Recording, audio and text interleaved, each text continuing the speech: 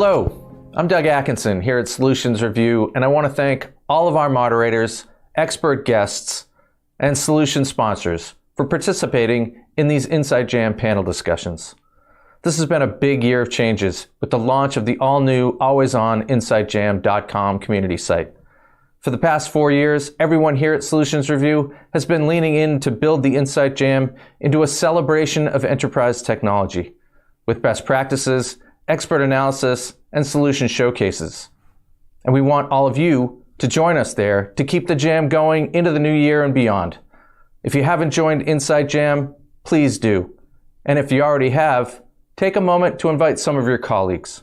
And again, thank you all for being here and enjoy today's discussion.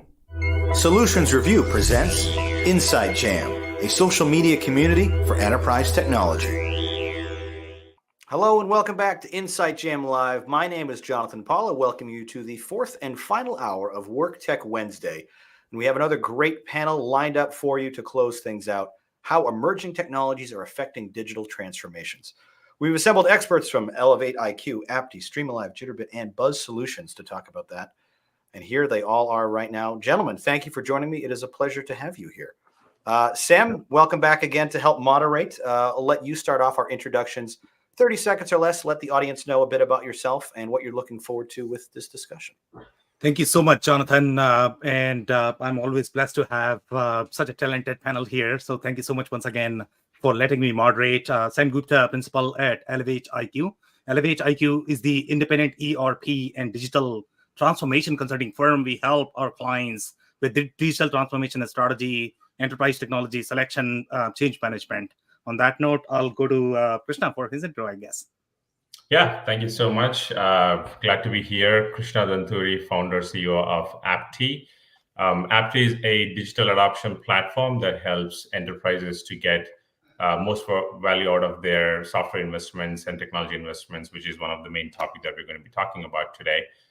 We started about 4.5 years ago and have been established ourselves, recently raised a Series A. And looking forward to having the conversation here. Again, thanks for inviting me. Thank you for joining. Lux. Hey, thanks for having me. So I'm Lakshmanan Narayan, heard that pronounced in 18 different ways here in the States. All my friends call me Lux, so Lux works. Co-founder and CEO at Streamalive.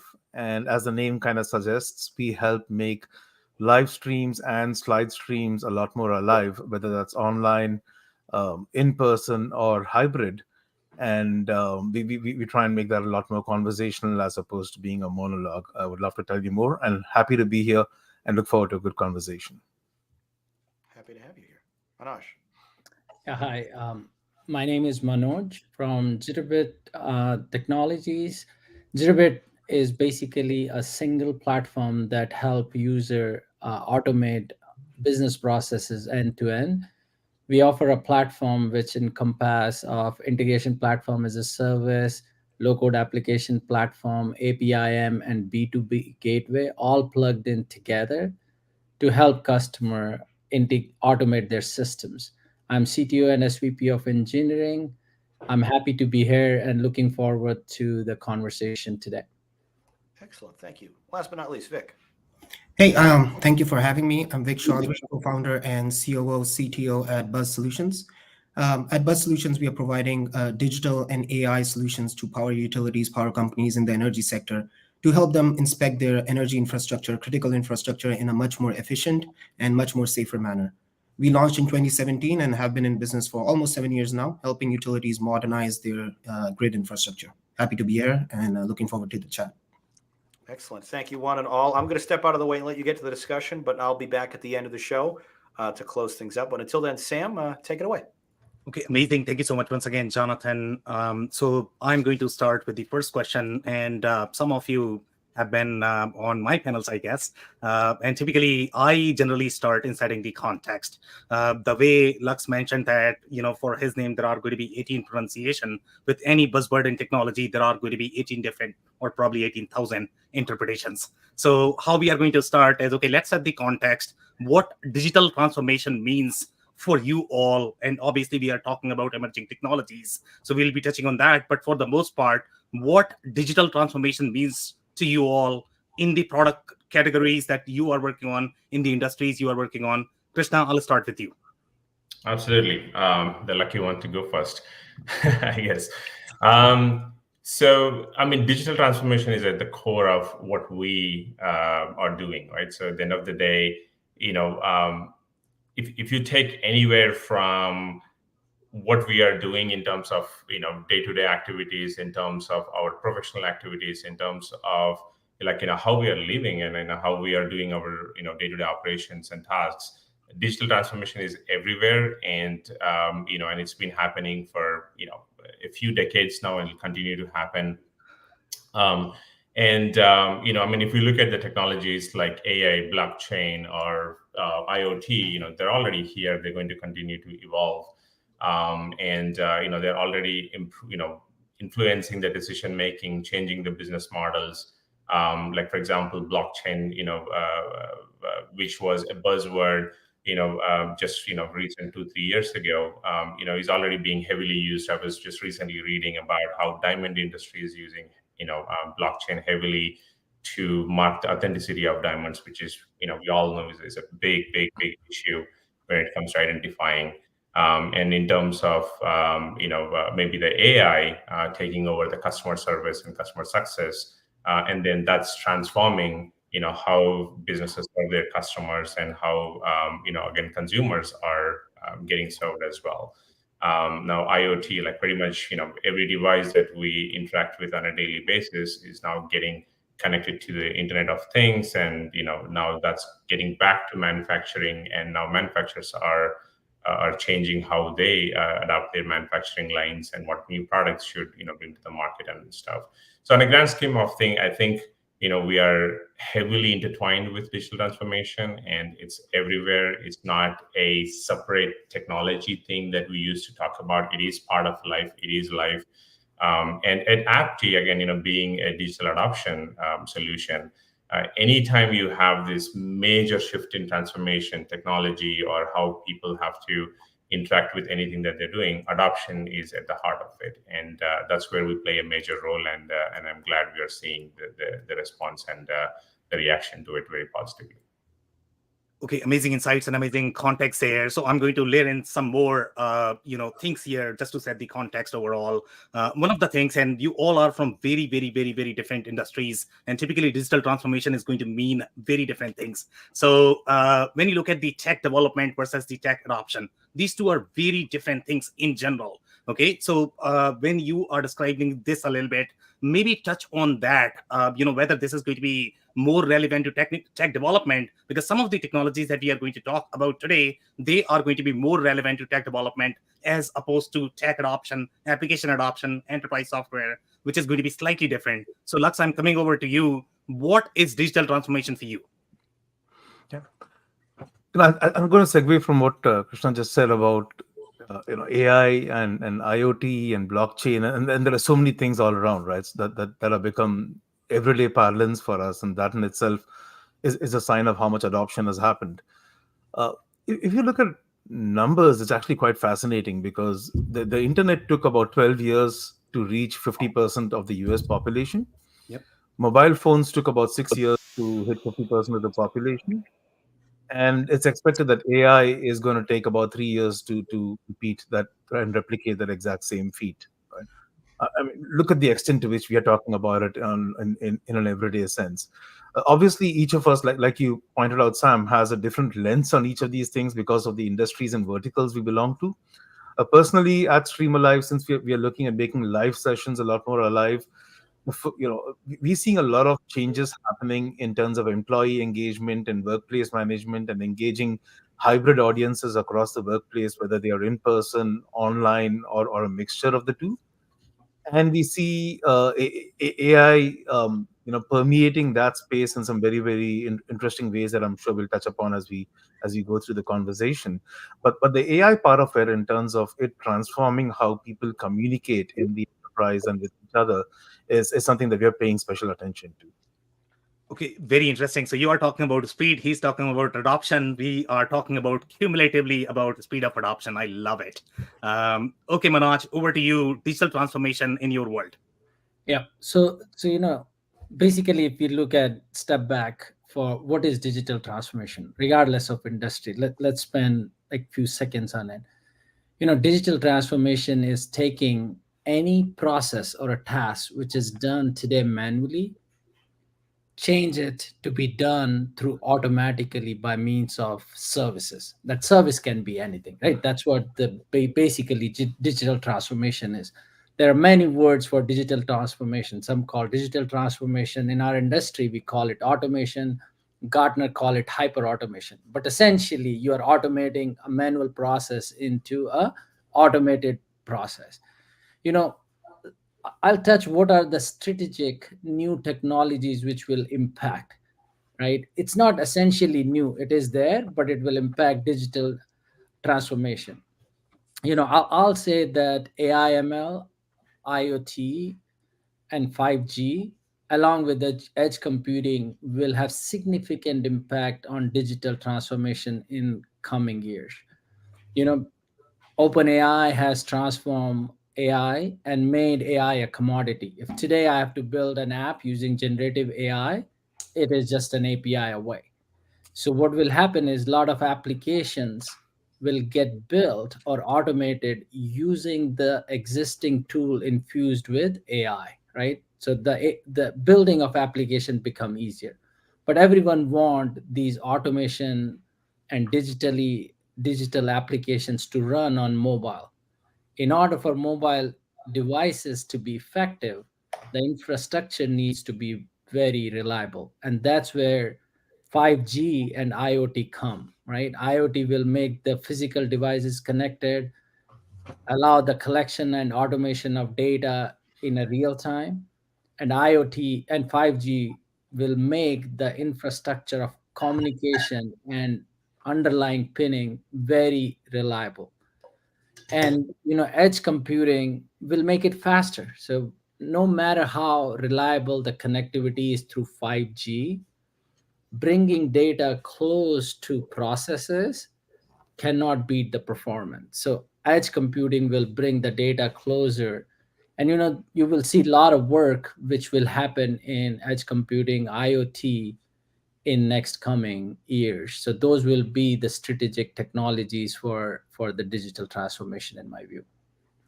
Yeah, very interesting recap on the technologies. And Vic, I know that you live in the automation world, and he's talking about digital transformation, automation, hyper automation being similar. I don't know whether you agree or not, but your perspective on digital transformation from the emerging technology perspective. Vic, over to you.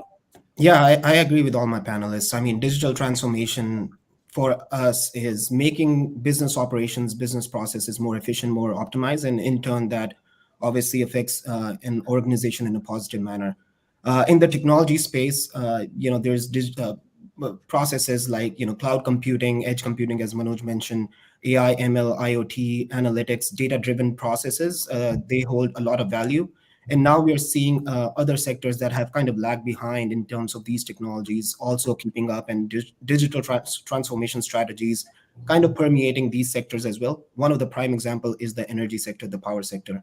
So we are seeing initiatives like digital twin, AI, ML, automation for industrial processes, mainly in the energy sector in our domain, creating a virtual grid, collecting data on a minute level from every node, every sensor, applied to the grid, to the power lines, to the substations that are generating power, or transmitting power to the generational facilities, and collecting all that data and then kind of mapping that in a virtual world so that you can simulate scenarios going forward to keep the lights on all the time, to keep the power on, to prevent events or disastrous events from happening is the key. And that's where we are seeing a lot of emphasis, a lot of investment from utilities, the power sector, to enable these kind of digital transformation processes in their workflow, in their everyday life, so that their operations, their processes can become much more efficient and safer. Okay, amazing insights there. Thank you so much, Vic, for that. Now I am going to start with the next segment, which is going to be my favorite, and I always like to touch on the use cases as well as stories. And when we talk about these technologies, they are great, but the people who are not going to be from the technology world, it's very, very, very, very hard for them to understand how it is going to impact their world. So if you guys can pick 1 or 2 use cases of the technologies that you are most excited about, in the use case, maybe touch on the business that you are picking on, talk about how small, how large it is, and then describe the business, and then finally what impact the technology had. And hopefully, I mean, this particular technology is already in use. I mean, those are the stories that are going to be preferred. But if it is going to be a future story as well, I mean, that's completely okay. So I'll start with you, Krishna, with respect to the use case or example that you want to pick on. Yeah, sure. I mean, I'm living in the technology world. I'm excited about, any new development, any new improvement, but I'm particularly very excited about the AI and the machine learning, improvements and advancements that are coming in healthcare industry, right? Again, I'm a big podcast guy, so I keep listening to a lot of podcasts and stuff. Though, I mean, on the consumer application side, we are already seeing a big application of ML and AI, and we are getting benefit of it and all that. And it's helping, making some things easy for us. But there haven't been, great advancements that a common person has seen from improving the healthcare yet. And I'm really, really excited. And I was, again, reading some journals and listening to a podcast. Particularly, there were 2 things, if I can share here with the panel and the rest of the audience, that really fascinated me. About 80% of patients today, even today, we are like almost getting into 2024. About 80% of the patients across the world are misdiagnosed at least 2 or 3 times in their lifetime. Right.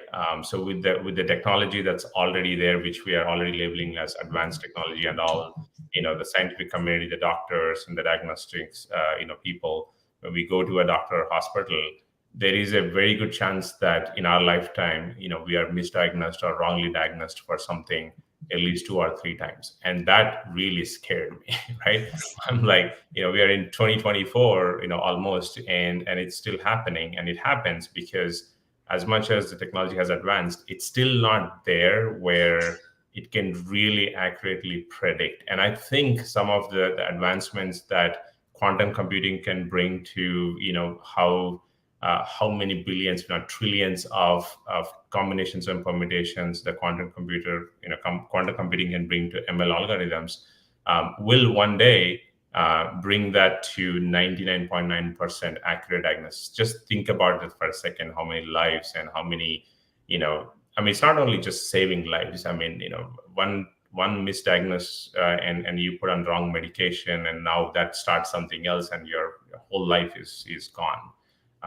Again, as a person, not just as a technology enthusiast, but as a person, I'm really looking forward to it. Okay, very interesting. So I'm going to have one follow-up question in this particular segment for everyone. Krishna, obviously, this is a very, very, very fascinating example and a story. Obviously, nobody wants to be misdiagnosed. And that's probably the reason why I probably don't trust my doctors, I guess. We should, because, they're doing the best with what they can. But if we can help them improve their diagnosis, I think that's what we should be focusing on. Yeah, but the point I'm trying to bring in here is, and if you don't trust human, I don't know how I'm going to trust AI, and I don't know whether you guys are going to be in the same camp or not. Whether you can trust AI, I think there's going to be a time. I don't know if this is going to happen in next 3 years, 5 years, 50 years. I don't know at this point of time, but how much trust do we have? And even if technology is going to be 99.99% accurate, we'll still have fears, from the adoption perspective. And you do a lot of adoption work, which is going to be perceived trust, which is very different. So when you are describing these examples, have you seen them in use as of today, or is it more of a forecast for the future that you are talking about? I think a few of them are already in use. Okay. For example, like my mom recently went through knee surgery, right? So we had to change the cap of her knee and all that. And I remember going to a doctor and talking talking about it about 3 years ago. Just within these 3 years, the technology advancements and now, like, the IoT devices that they have brought in have significantly changed the diagnosis. And what they have told, that the degradation of her knee was over 90% 3 years ago. Now they said it's only just about 50% degradation, right? But we still ended up going for the surgery because she, for her own mental peace, she wanted to get it done anyway. And I asked this question, like, what I mean. Usually, if any of this, it gets worse, as the age gets worse. How did this get better? And the doctor was basically laughing. It's just, nothing changed on your mom's side. It's just the technology that we used, has changed. Now we can actually, count the degradation with a little bit more accuracy. So, and again, that when I heard about the misdiagnosis, I'm like, there you go. That's a perfect example. This is what's happening with us. And if somebody else gets diagnosed like 80% degradation and all, they would immediately go for surgery. But the reality is they might not need the surgery at the time, right? So that's one example. Yeah, very interesting example. Again, thank you so much, Krishna, for that. Lux, I'm coming over to you, and I don't think you live in the healthcare world, and if you do, please tell me. But whichever world you live in, maybe pick some of the examples and describe, the businesses where you have seen any of these technologies in use that you are probably most excited about. Happy to, and I think all of us live in the healthcare world in some ways and are petrified of misdiagnosed, being misdiagnosed. So I can totally relate to the example that Krishna kind of talked about. So I think it impacts all of us. An example I have is, I was just thinking as you were talking, it's more related to something we're grappling with right now. So it's a bit of present and a bit of future, if that's okay. Yeah. In terms of something we're seeing firsthand.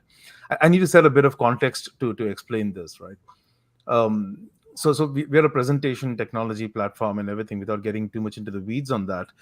The reason we exist is because about 100 million presentations happen every single day. Right? Yep. And a lot of them are made to large audiences.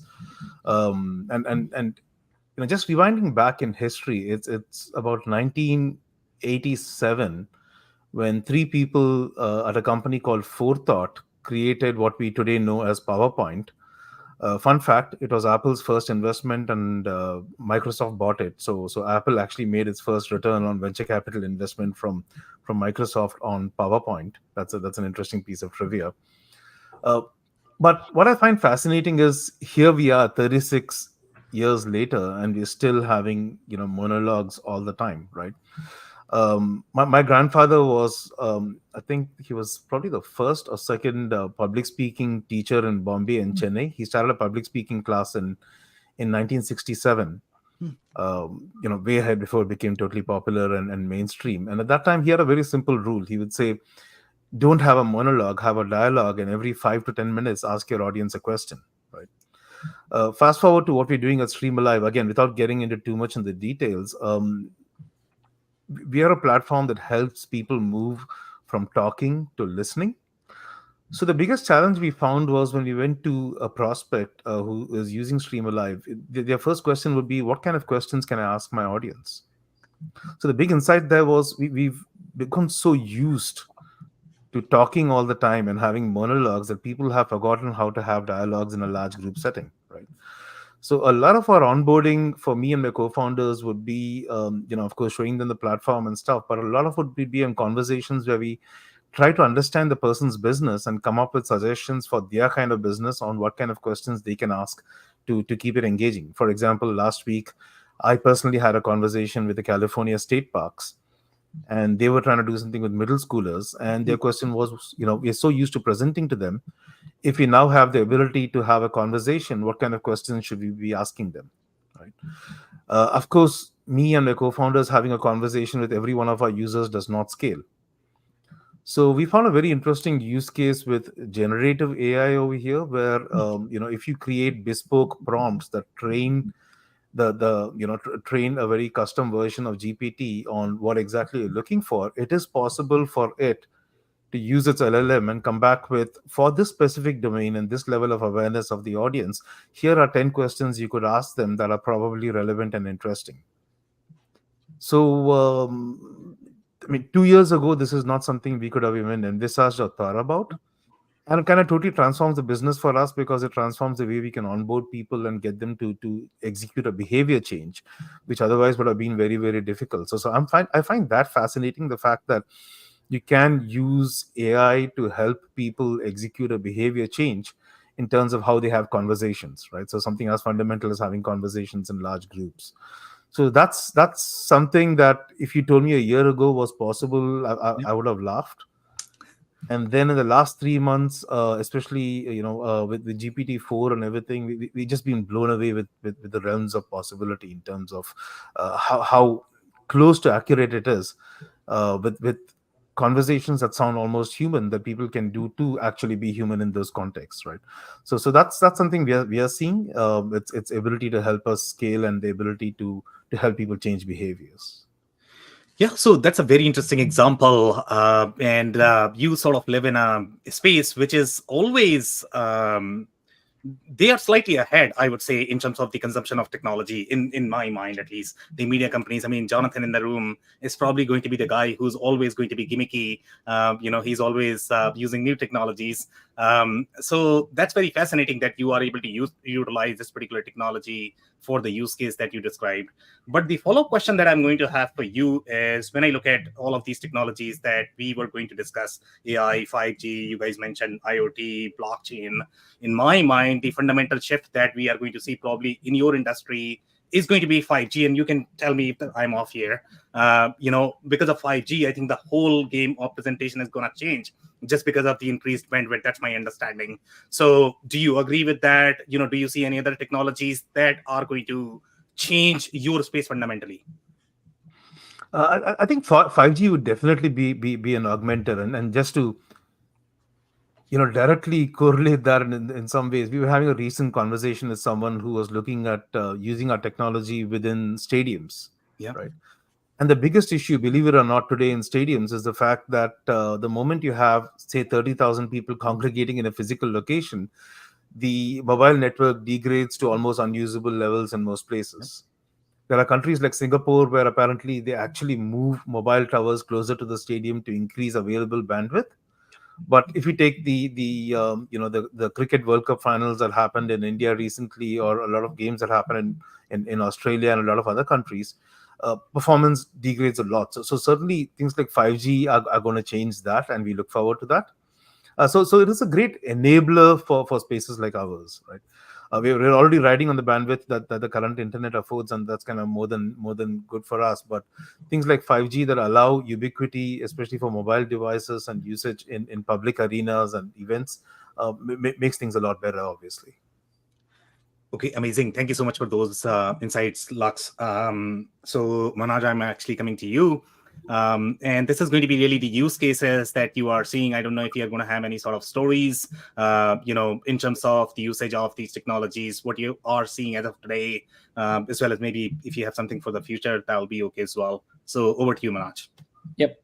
So our platform is horizontal, right? So what people use our platform for is doing automation, for example, moving data between various different applications, CRM, ERP, business planning, inventory management, e-commerce, right? And then take those integrations or movement of data and expose it as APIs. And in some cases, then use those APIs to build a mobile application or web application using our low-code platform, right? So these are the kinds of things people use our platform for. And first thing we want to do is enable less technical people to do this work, right? So what we are seeing and what we are also doing is infusing AI into our platforms, which is our integration platform, our APIM, our low-code application platform, to help build the automation much quicker, right? So as Lux said, right, some of these things were not possible to do few years ago, right? Even before what OpenAI has done to generative AI, which is literally commoditize the AI, having these kind of Copilot and AI assistant in our code was not possible. So what we are doing and others are doing is infusing AI by means of AI assistant in the existing automation tool to bring the barrier of entry for non-technical people really low. Now, on the use cases, like one of our customer users for is instead of having UIs, right? So they have technicians which are roaming around the streets helping their end customer fix the issues, right? And when the technician used to reach, they used to have like a laptop with bunch of UIs, one for inventory management, one for CRM, one for ERP, one for business planning, and then calendaring to go do their work.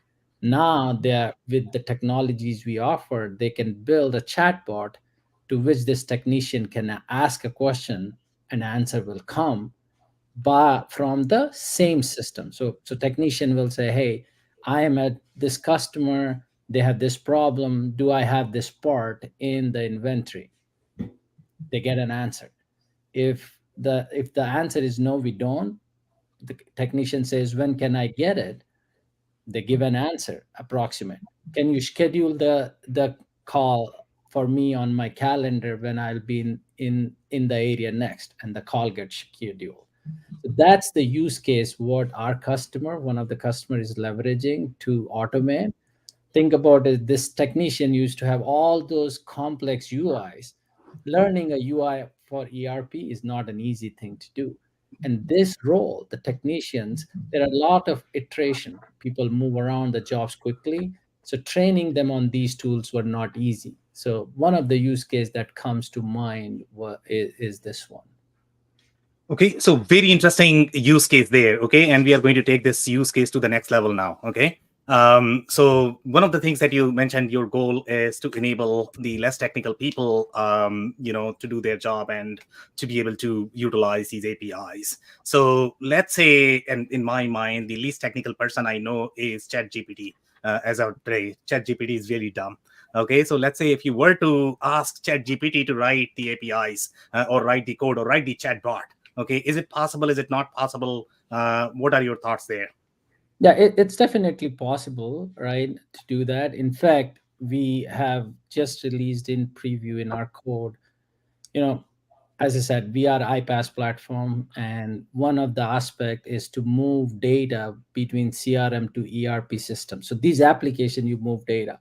Now we have an AI assistant where you can say, hey, can you build me a connector to, for example, HubSpot? And the whole connector will be generated for that person, which they can use to move data from and to HubSpot, right? So this is happening as we are speaking today, and 6 months ago it was not. Okay, amazing insights there. Thank you so much, Manoj, for that. So Vic, I'm coming over to you. Any use cases that you are seeing in your space? Yeah, definitely. I think AI and ML, we all can agree, plays a critical role in digital transformation processes now and has been for some time. I always say artificial intelligence and machine learning is the invention of 21st century, what electricity was the invention of the 20th century. So we are seeing that in the power sector as well. Power companies are collecting tons of data, tens and millions of data points on their grid infrastructure. And as we know, the power grid is the backbone of the economy. So they have to collect that with new IoT sensors or drones. But they're still facing the problem of analyzing this data at scale. As you can imagine, it has been done manually, but that takes a lot of lag time. And because of that lag time, we have seen disastrous events happen where the grid has failed, wildfires have happened, blackouts, power outages have happened, and that impacts the society in general as well. So that's where a lot of power companies, power utilities, and energy sector in general is adopting these more analytical solutions, more data-driven solutions like AI, ML, and specifically in our domain, computer vision technologies, where they're analyzing all these visual data points captured from various aerial vehicles or fixed camera systems, and then finding out, using computer vision algorithms to find out where the problems are happening on the grid, which equipment is getting damaged, which pole is getting uprooted from a storm, and where these problems are happening, and what they can do in the field, and how fast they can do and get out in the field and do maintenance, repair replacement in a much more efficient and safer manner. And what it does is it's shrinking a lot of time, but also making these processes safer for the in-field, technicians or linemen. AI ML is acting as a tool for them now, so that they can focus on their subject matter expert jobs, which is to maintain the grid and improve the grid, while AI or computer vision models take the mundane task of analyzing this influx of data. And in turn, digital transformation with AI ML as the key part also leads to grid modernization.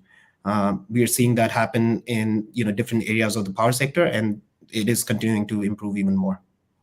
Okay, so very interesting stories as well as use case there. So the question that I'm going to have for you, follow-up question, is obviously AI, ML, they are great, but are you seeing any sort of limitations as of today? And do you see any technologies overcoming those limitations in your experience?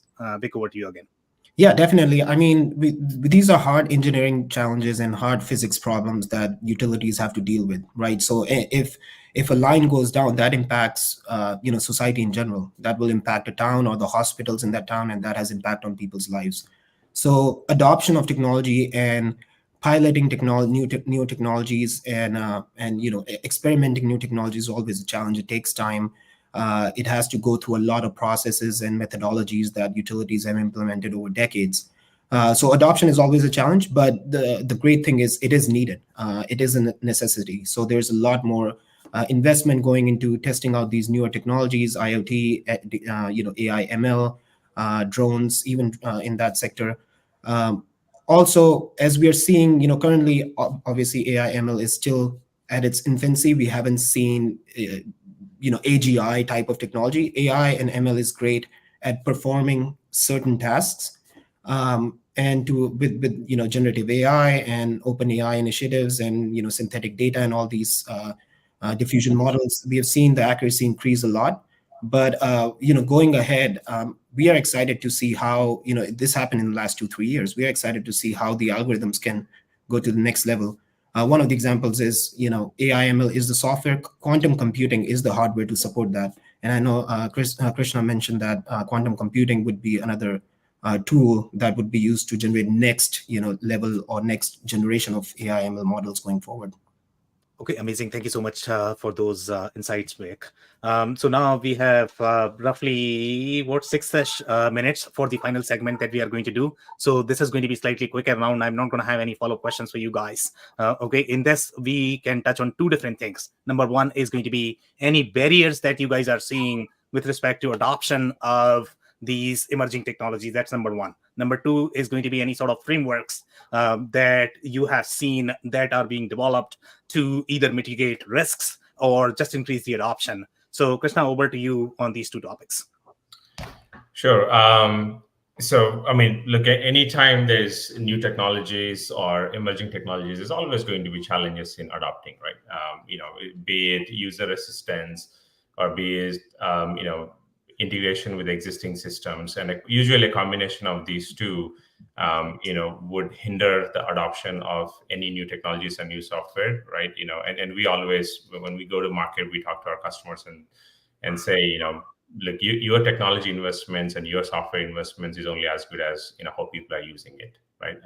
Then only you can get any value out of it. Then only you can define any ROI on it and all that. And obviously, that's a problem that Aptee is proud to solve. But coming to the question, in general, the biggest challenge that we see, for any technology adoption is the user assistance as the one as the biggest, barrier, right? Followed by, integration with existing systems and how you bring these two together and how you can streamline it, how you can make it easier to adopt and all that. Now, maybe the industry standards are actually helping, right? So, if you have a common industry standard, making sure, and we have seen, the last 10 years, Apple going with their own charging cable, and then, everybody else was following something else. And now the industry standard has brought them together and say, hey, this is the standard, right? So that's just one common example that everybody can relate to. But this happens quite a lot in enterprise technologies and enterprise software. If there are no standards, everybody wants to do in their own way. Imagine we would have 250 different versions of ERPs and 400 different versions of CRMs defining their own standards. So having standards and in combination with some regulatory framework, right? So the regulatory framework like GDPR or California Data Protection or US and India and everywhere else, the data protection ensures at least two things. One is when industry is setting the standard on how efficiently technology can be innovated and distributed, the regulatory framework will ensure the ethical use of it. Right? So, is the data being misused, or we want to make sure that these two work hand in hand, right? So, as we all want the new technology to go. And no, I don't have a dog. Though my kids keep asking for it, we don't have a dog, so I don't know, maybe some background somewhere. Sorry about the background for live audience there. But anyway, so to conclude what I'm saying, there are always going to be challenges, and the challenges can be overcome with ensuring that there are proper adoption methodologies and mechanisms in place, especially at the enterprise level, making sure that any technology or software investments that the companies are making are being properly adopted, because overwhelming majority of the technology that's being rolled out there today is not being used at all, right? That's one of the biggest money and effort waste that's out there. Every analyst is coming out and talking about it.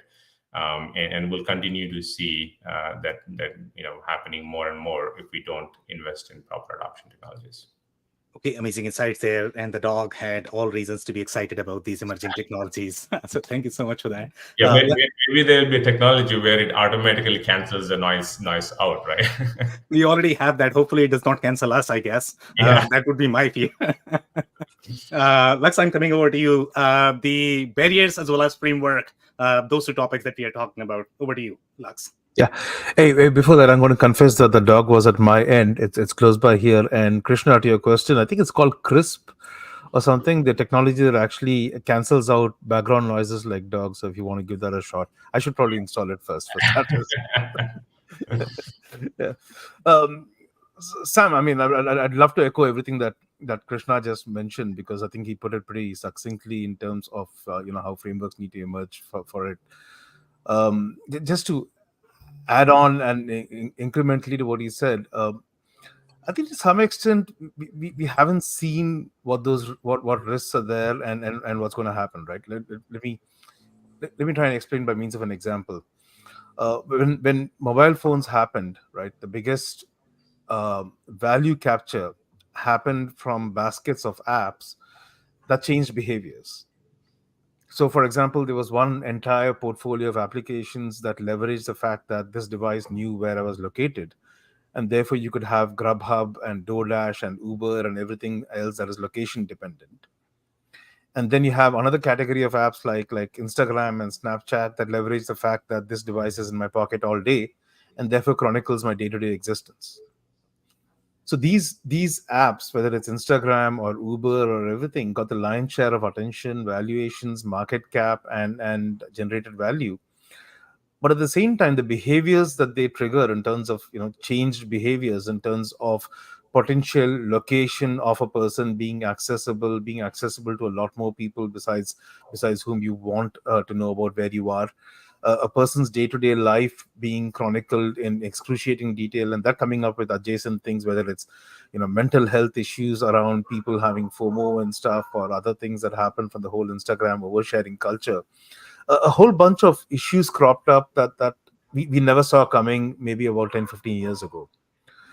So what's going to be interesting to see is the kind of applications that develop, for example, leverage AI by changing behavior, enabling us to do things we could not do yesterday and can do tomorrow.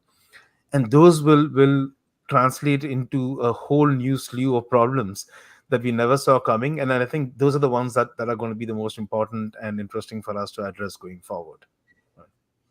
Okay, amazing insights there. Thank you so much, Lux, for that. So Manoj, I'm coming over to you. Barriers and frameworks is what we are talking right now. Over to you. I know the time is running out, so I'll try to be brief. So let me a focus on the problem and barriers in digital transformation in particular, I'll touch upon a problem. So if you're a small company or SMB and you want to start the digital transformation, there's no single tool you go and say, I'm going to buy this and it will basically help me do the digital transformation. You have to figure it out which tool to buy. For example, to integrate, you need iPaaS. To build APIs and manage APIs, you need APIM. To build application, you need probably low code application platform, right? And conversational AI to build bots. So if you see, the landscape is pretty large, right? And just because there's no single tool, the barrier and challenges are identifying the tech and tool. Once you identify the tech and tool, you need to identify right vendor for those tech and tool. Then you need to make sure these tools, which are built by different vendors, can operate together. And finally, the gap in the skills. It always happens when you adopt a new technology. There is a skill gap. You have to build those gap. There is a resistance to change from existing employee. And finally, establishing the ROI and cost upfront for such a big initiative is a challenging barriers. This is some of the barriers people face in the digital transformation world. Okay, amazing. Thank you so much for those insights. So Vic, I'm coming over to you. Barriers and frameworks, please. Yeah, I'll be quick. So one of the things I mentioned before, adoption of technologies and specifically AI, ML in the power space, we are seeing, there has to be a lot more experimentation, a lot more piloting for those technologies because they have to follow the standards and certifications of these electrical systems. One of the things that we are seeing is, subject matter experts guiding these algorithms and models. So we need that input from subject matter experts in the field. So that's why I say, these tools or AI ML models are not going to, get the jobs away from these people. They would require these people to guide it in the right direction and kind of transform and make their jobs much more easier and efficient and safer. And we're seeing that in the healthcare sector as well, where, AI ML models are guided by physicians and surgeons in the right way. So similar kind of analogy in the power sector. And also the regulations have to keep up with these, and regulations and standards have to keep up with these newer technologies that are getting implemented. Okay, amazing insights there. Thank you so much. So guys, we are going to take final thoughts, but just 1 to 2 sentences. Okay, otherwise we are going to practice a little buzzer here. We are going to have fun. So just 1 to 2 sentences. Krishna, over to you. All right. The final thoughts from my side are, look, technologies like the panel covered, the 5Gs, the advanced AI, the edge computing and everything will pretty much dictate our digital innovation going forward, right? So we are already living in that world. It'll continue to, go. I think, we all, as part of this community, we all need to ensure that there's ethical use of it. Again, if I can take like 2 seconds here, for example, the recruiting side is using AI quite a lot, and no one knows, whether the algorithm follows any ethical standards and doesn't ensure that there are biases while selecting the candidates based on their race or ethnicity or location and all. So again, that's just one small example. But again, while the future is very optimistic, we're all excited about it. We want to make sure that, there's ethical usage of it as well. Okay, amazing. Thank you so much, Krishna, for that. Lux, 1 to 2 sentences, please. Closing thoughts. Yeah, I think a lot of, specifically talking about AI, a lot of the attention has been around models, which have, attracted most of the column centimeters attention and the funding. What's going to be interesting is going to see how it gets, infused and embedded into workflows and how those workflows change as we go forward. Like we are particularly monitoring how it works in customer and employee engagement, but literally in every other space, like what Microsoft calls their co-pilot in different ecosystems, is going to be interesting to see, because everyone is going to be looking at augmenting existing workflows in some ways by leveraging these models that are getting more and more mainstream. And we're going to see that becoming a lot more mainstream in terms of this embedding in 2024, and that fascinates me.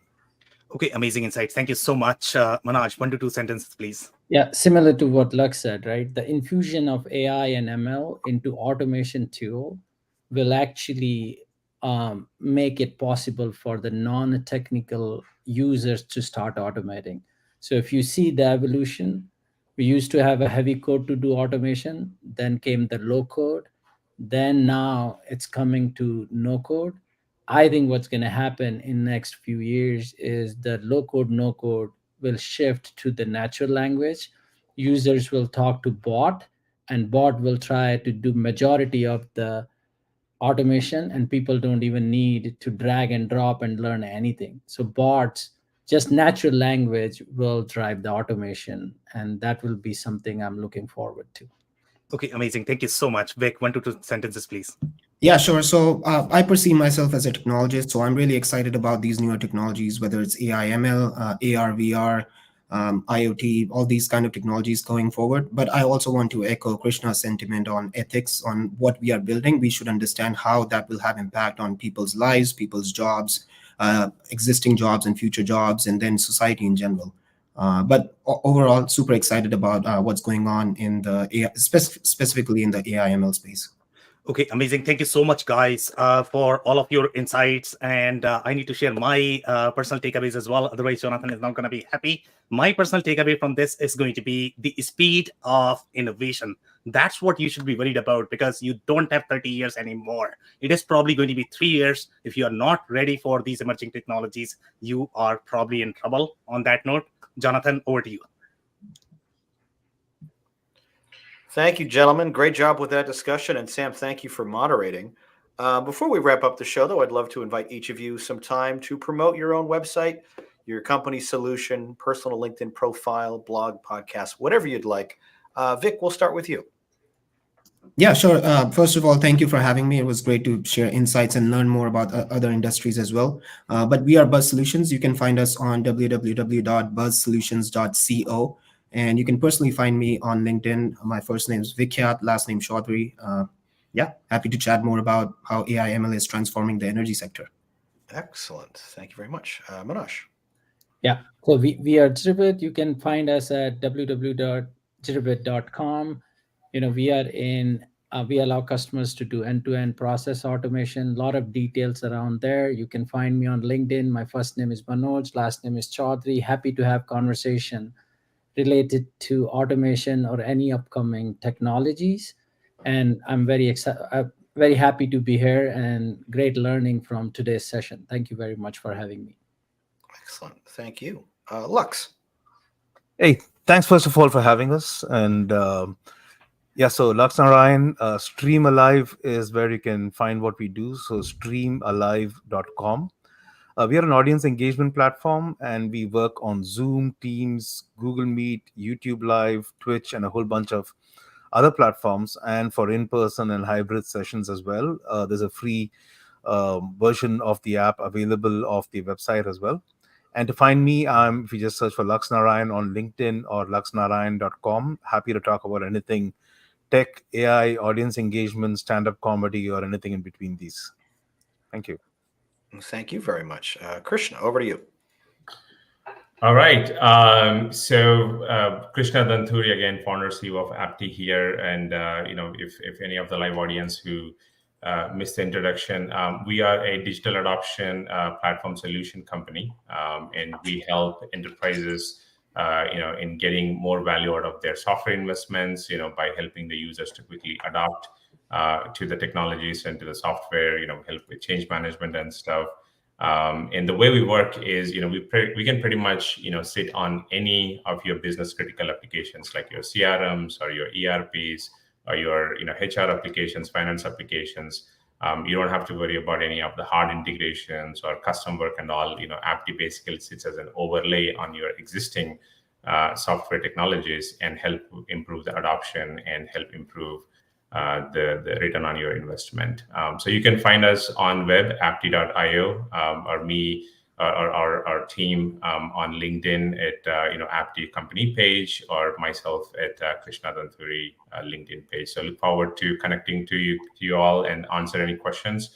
And Inside Jams, Jonathan, thank you so much for taking the time to host us. It was fun. You're very, very welcome. And Sam, our moderator. Okay, amazing. Thank you so much once again. And massive shout out to the whole solutions review team for making this happen. And if you guys are not following the Inside Jam, you are definitely missing out.